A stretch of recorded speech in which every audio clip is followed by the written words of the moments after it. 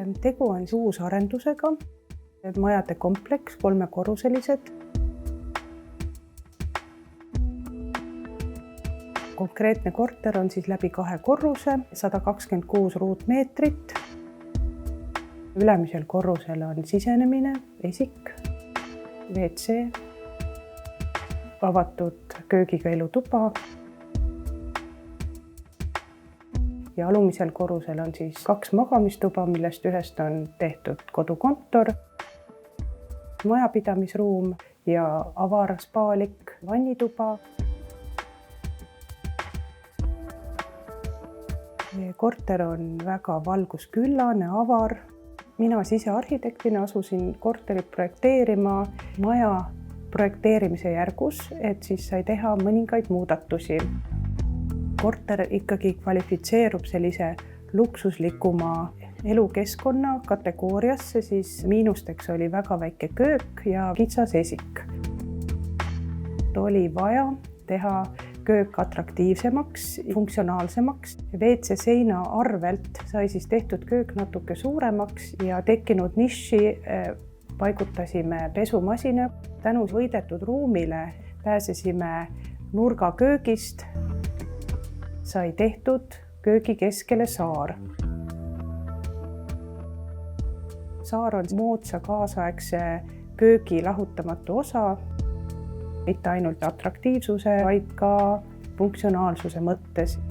Ja loomulikult see valgus, mis tuleb nüüd saarel töötades otse tööpinnale, istumine, toimetamine, ümber saare, panipaigad, kõik see on tänapäevase hea köögi tähtis nõue.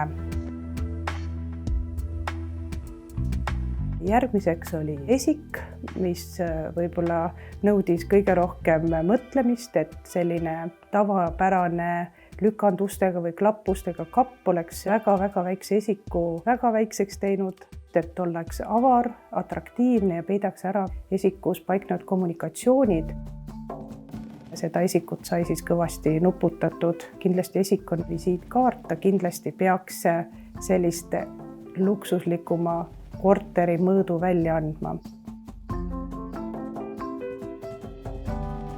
Esimesel korrusel magamistoa kõrvale on suur ja avar garderoob, et magamistuba ongi eluruum, et mitte lihtsalt magamise koht, seal on palju ruumi nii garderoobis kui magamistoas.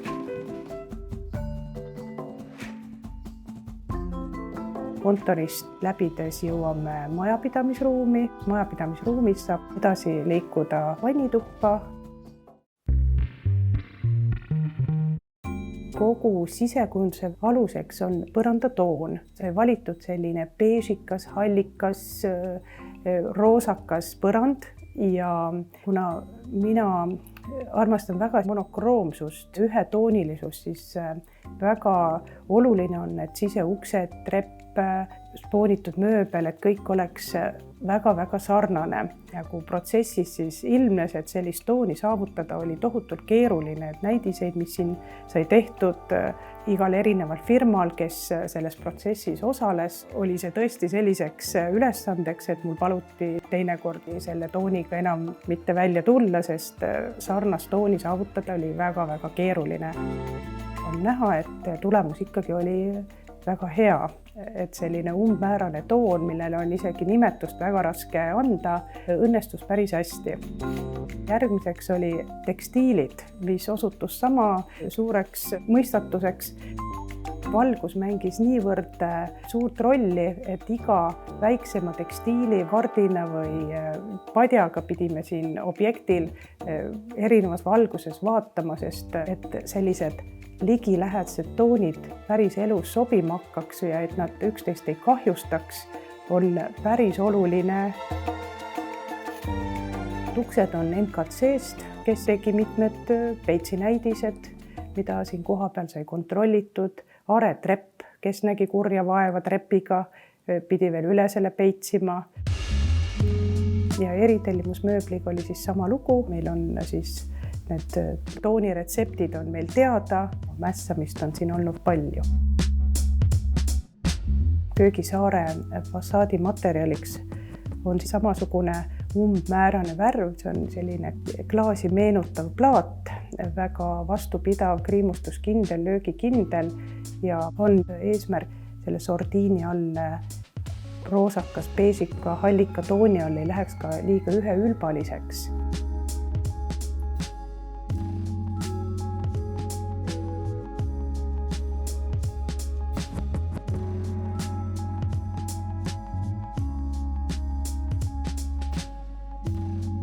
Siin on aktsendiks köögisaare tööpind, toolid ja veel mõned detailid.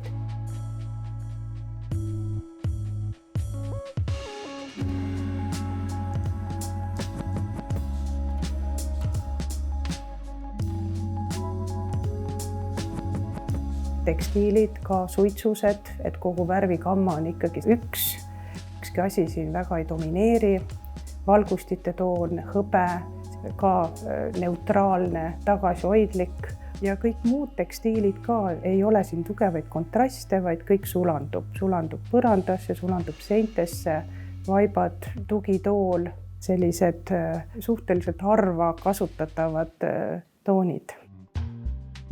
Et kardinad on tehtud Martexis, Maaritsa Lukaga me käisime suuremate, väiksemate tekstiilitükkidega koha peal sobitamas ja tema valik alati mind üllatab, sest ise ma ei julgeks nii julgeid valikuid teha kui tema, aga lõpptulemusega olen ma alati rahul olnud ja see on väga tore täiendus või väike aktsent minu monokroomses värvigammas. Vuaalkardinad, läbipaistev sein akende ees. Selles väikses elamurajoonis on probleemiks ikkagi kõrval maja lähedus. Antud juhul on nii-öelda kolmekihiline akna eesriie, on voldik, mida saab siis teatud kõrguseli hoida kinni lahti. Vuaalkardin ja dekoratiivsed sametis-kardinad, nendel on dekoratiivne roll. Villavaibad, mattvillavaibad ka minu jaoks oli üllatav valik, aga Maaritsat kõrgelt hinnates vaip täna nagu ei mängigi mingit erilist dekoratiivset rolli, vaid juba see tunne, mis sa vaiba peal käies saad, eriti villavaiba peal, on siis nagu väärtus omaette, et ei olegi vaja vaipa kui värvilaiku, vaid lihtsalt tunnet. Villavaip on väga universaalne, ta on kaua kestev, tal on väga head akustilised omadused ja kui kardetakse, et villa on raske puhastada, siis vastupidi, et villavaip on väga lihtne puhastada. Tihti soovitatakse villavaipa ka esikusse, et isegi seal on ta täiesti omal kohal.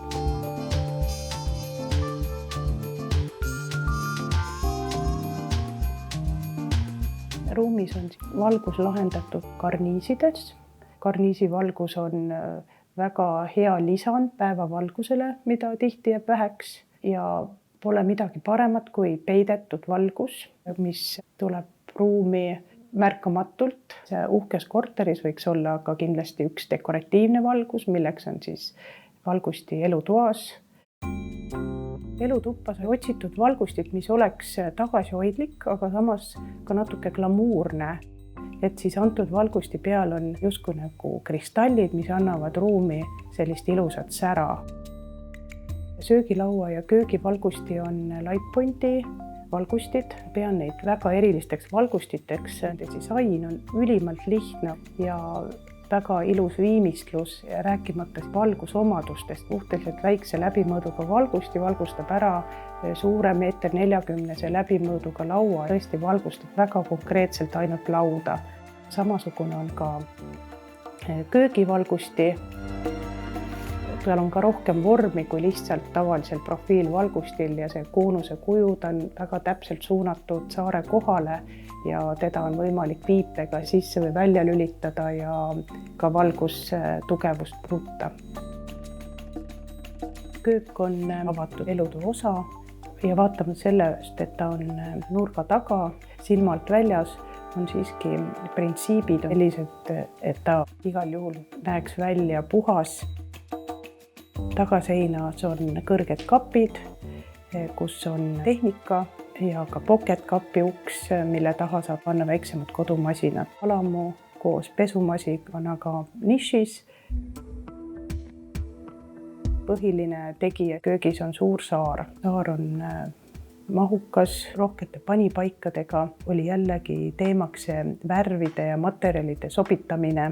Kõrged kapid on tellitud erimööblifirmalt. Saar on tellitud Itaaliast, Elmal Cucinast ja valik sai tehtud suhteliselt erilise ukse viimistluse pärast. Mööbli fassaad on klaasias, ka jälle väga siia ruumi sobivas värvitoonis. Uks on väga kvaliteetne, kriimustuskindel, näpujälje kindel ja see on tõesti üks materjale, mis päriselt ka selline on. Tasapinnad, valamu, kivi, need on siis tellitud ka kõik ühest materjalist, Silestone.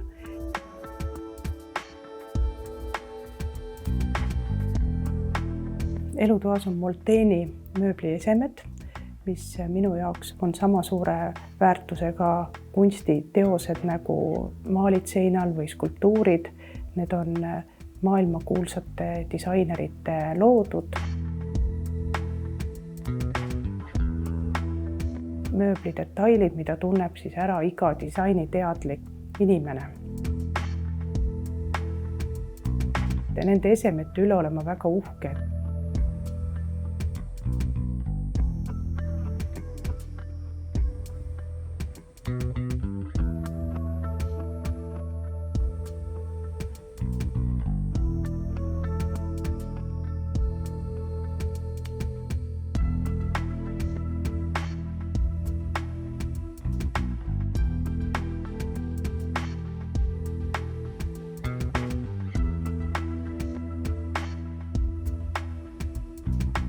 WC.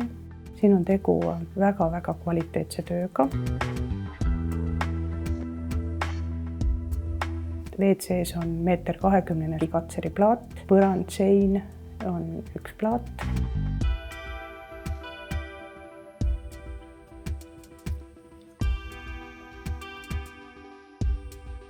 Lisaks siis on valamu tehtud samast plaadist. See on siis plaadimeistri Taavi väga meisterlik töö, et kõik need nurgad ja kokkuviimised oleksid tõesti perfektsed.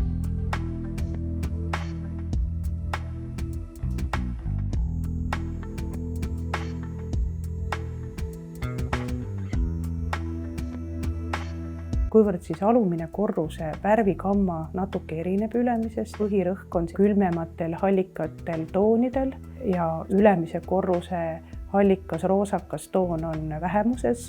Hoida ka ruumi atmosfääri nii-öelda nagu külmemana, kuna seal on magamistuba. Vannituba, mis võiks olla nagu jahedam ruum, visuaalselt jahedam, et siis ka vannituba on hallikates toonides. Travertiin on selle plaadi nimi ja antud juhul jälle valamu tööpind on tehtud seinaplaadist. Valamu kausid küll mitte, need on Villeroy Bochi alt kinnitatavad keraamilised kausid. Vann on Läti firma Vann, ka selline spaalik kivivann.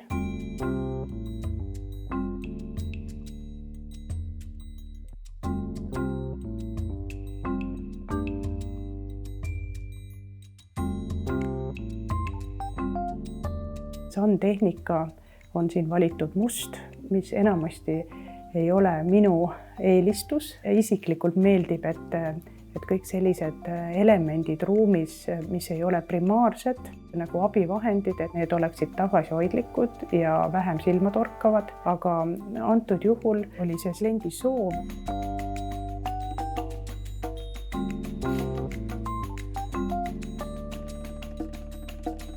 Tänapäeval on suureks teemaks hooldusluugid. Kodudes on nii palju seadmeid, mis on lagede taha peidetud ja need tihti jäävad tähelepanuta. Valgustite, dušiklaaside ja lükanduste ja kõik muu selliste puhul peab neid väga kindlalt jälgima, veel parem, kui protsessis saaks neid asukohti määrata.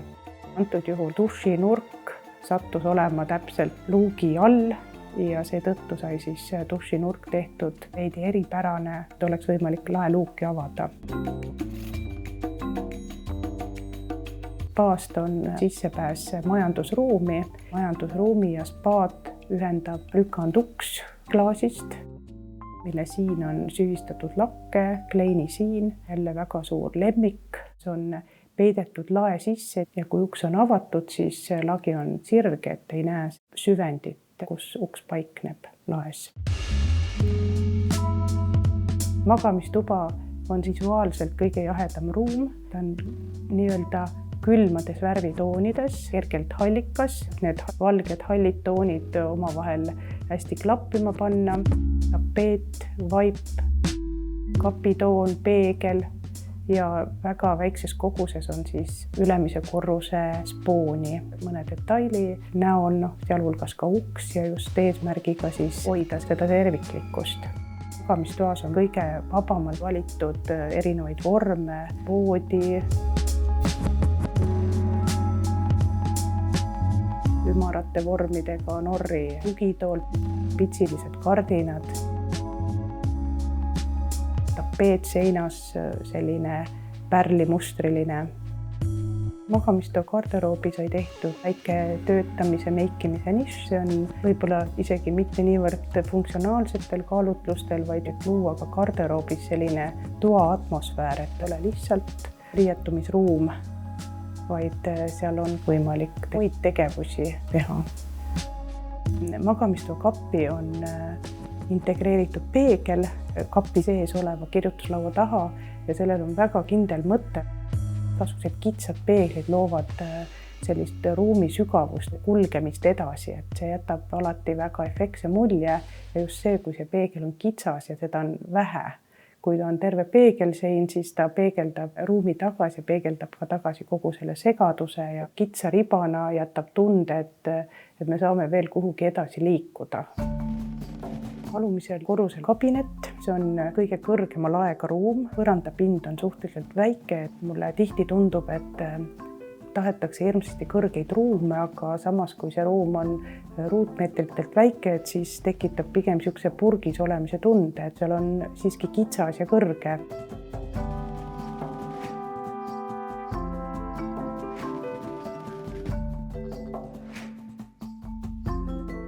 Ja siin sai tehtud maast laeni riiul, mis tekitas veel omakorda sellist ebamugavust. See riiul oli nii suur ja kõrge uks seal kõrval, mis on ikkagi ka kõrge 240, sellised moodsad vahvad uksed, sama tooni ja tekkis kakofoonia. Uks, kõrge riiul, kõrge ruum ja siis kuidas hakkas see ruum muutuma, kui me panime seina maali, oranžid tugitoolid ja kogu tähelepanu kandus kõrguselt sinna alla. Tõesti tore näha, kuidas see ruum muutus dekoreerides. Kohale sai toodud mitu vaipa, kus lõpuks üks oli see, mis kogu tähelepanuni tõi sealt kõrgelt laelt alla tagasi.